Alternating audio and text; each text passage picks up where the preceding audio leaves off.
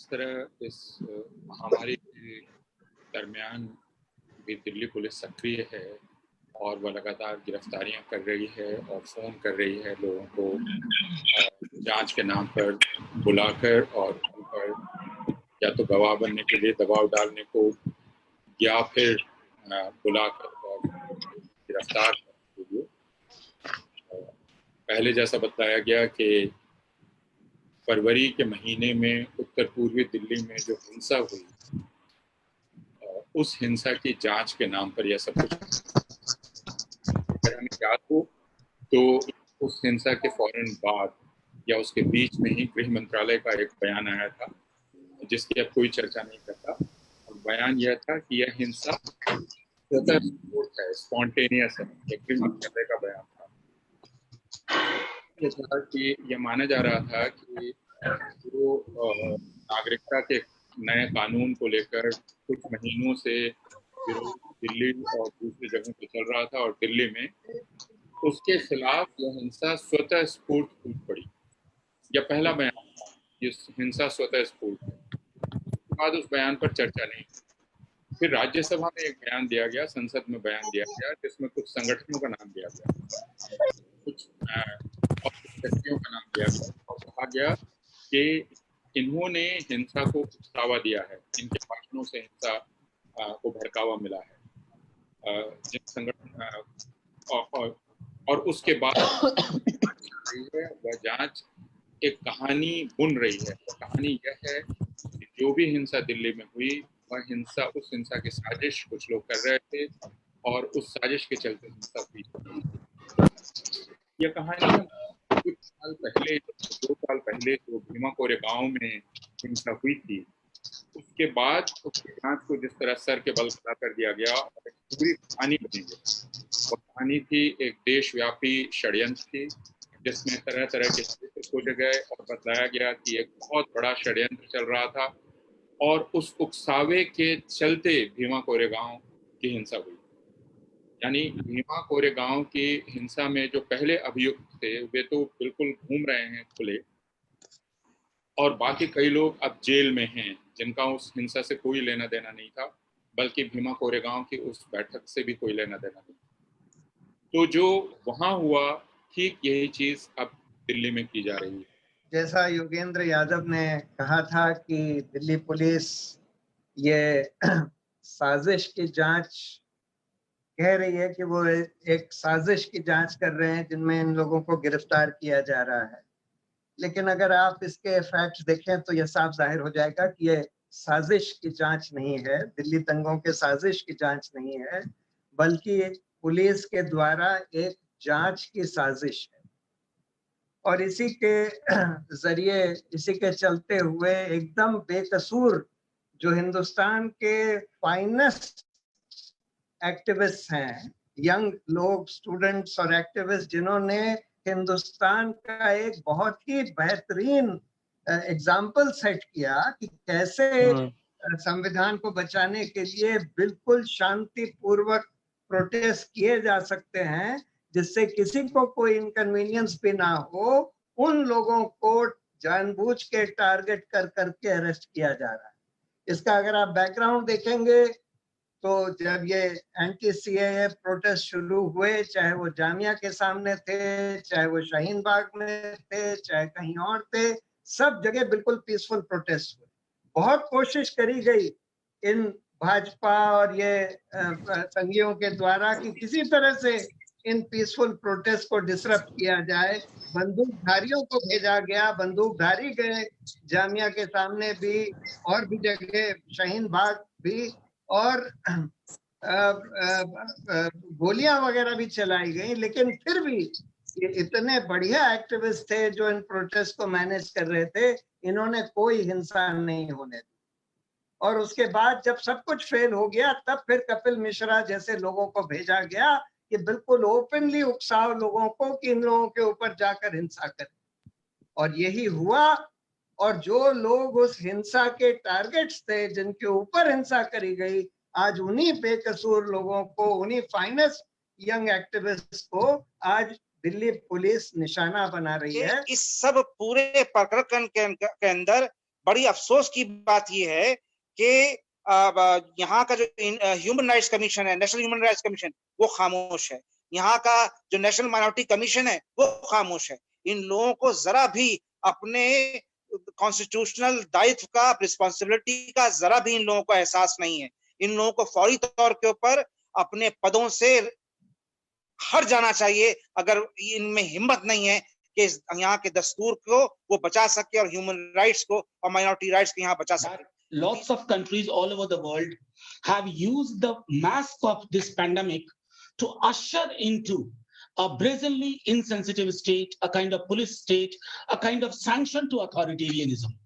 But in our case, it is at a greater scale. And I'm sorry, Tistaji, we are no different from Turkey. I believe that there at least Sid Tamil Quran could write a book, How to Lose a Country. I don't know how many of us in this country will do so. So it all began with Ishrat, Khaled, Safura, our own, my comrade Miran, and there are unnamed number of individuals. I think those names have not been taken because they were fighting, and they were fighting for nothing else.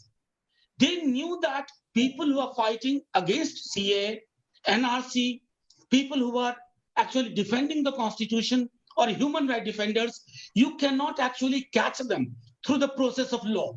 So they developed this alibi, a very, very cool alibi of covering them under things which many of them had not imagined. I know a large number of them, how they operated during the Delhi violence, supporting the relief operation. And I know some of my comrades, including Miran, who was working for relief during this pandemic. This story I have shared a lot. I will not repeat. What is very important and which I would like to convey to my media friends in particular. Yesterday, when a Madhya Pradesh police official apologized to an individual that, oh, sorry, our apology, we thought you were a Muslim. That tells you all India narrative where we are reaching. Now, how do we fight that? 8 parties writing to President of India. These instruments are losing the value. We'll raise this issue in the parliament. Even you know how parliament and parliamentary democracy is literally being bulldozed. My concern is through my friends in the media. Please understand, this won't stop here. You are framing, bright young students. They were there in the university for a career. What was wrong committed by Gul? I have seen how this pandemic, and I would say I admire the timing of this government. You went berserk, calling them, writing to them, please come for discussion. When they come, you have whole discussion. In the evening, you say, at 8 o'clock, we'll leave you. At 8 o'clock, someone from you says that the order is from the top. CA विरोधी प्रदर्शनकारियों को लपेटना और ये समझना कि उनको किसी हल्के इवन दंगा वाले एफआईआर में उनको रखना काफी नहीं है, क्योंकि तब आप गिरफ्तारी कर नहीं पाएंगे, क्योंकि आपके पास तो उनके खिलाफ कोई सबूत नहीं। इसीलिए दिल्ली पुलिस जो कर रही है वो ये है कि यूएपीए का केस बना रही। यूएपीए एक काला कानून है जिसके तहत आपको एक तरह से अभी कोई सबूत दिखाने की जरूरत ही नहीं।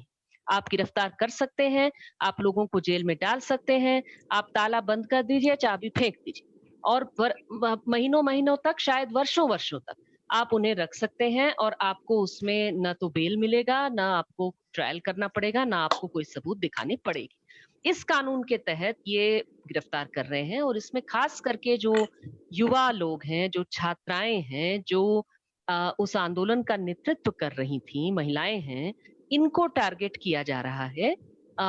और जाहिर सी बात है कि उसमें से बहुत बड़ी संख्या माइनॉरिटी कम्युनिटी की है, और इसमें ये माइनॉरिटी कम्युनिटी जो उत्तर पूर्वी दिल्ली में हुए हिंसा में सबसे ज्यादा अफेक्टेड थे, उन्हीं को दोषी बताने की एक कोशिश दिखती है।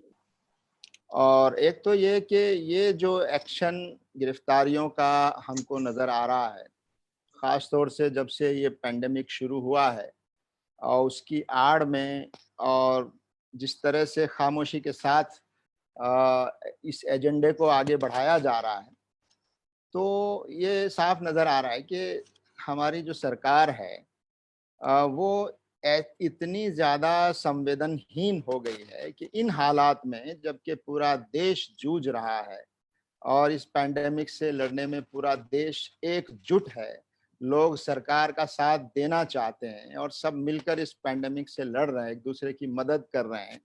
ऐसे में हमारी सरकार अपने उस कम्युनल एजेंडा को और अपने उस पॉलिटिकल एजेंडा को खामोशी के साथ आगे बढ़ा रही है। भारत देश जो है, हिंदुस्तान जो है, वो संविधान पे आज भी टिका हुआ है। बाबा साहेब अम्बेडकर, मौलाना आजाद, नेहरू का मतलब ये पूरे संघर्षों का दिया हुआ संविधान टिका हुआ है। और जिस तरह भारत की आज की सरकार, क्योंकि ये Delhi police directly ministry of home affairs के अंडर आती है, जिस तरह कोविड महामारी के पैंडेमिक को गैर इस्तेमाल करके पुलिस राज जो दिल्ली में चला रही है वो गैर संवैधानिक है, ये हम समझ लें।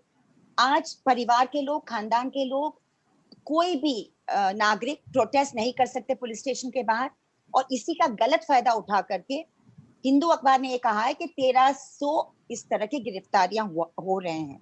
Section 41 of the CrPC demands कि ये सब लिस्ट पुलिस स्टेशन में लगाई जाए कि आपने किसको गिरफ्तार किया, क्यों गिरफ्तार किया। ये भी ट्रांसपेरेंसी दिल्ली पुलिस फॉलो नहीं कर रही है, जो प्रोसीजरल फॉर्मेलिटी है।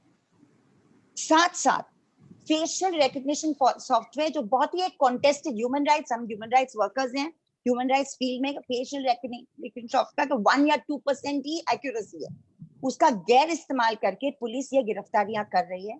और एक बात साफ है, क्योंकि क्रोनोलॉजी के बाद हमारे गृह मंत्री बार बार कह चुके हैं, नवंबर दिसंबर के लगातार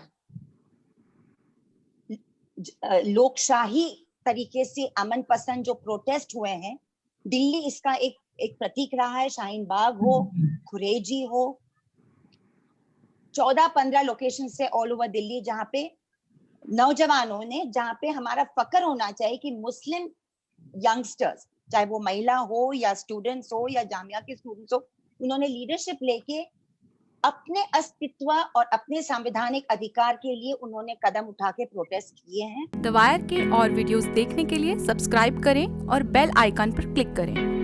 स्वतंत्र पत्रकारिता की आर्थिक मदद करने के लिए डिस्क्रिप्शन में दिए गए लिंक पर जाएं और अपनी राशि चुनें।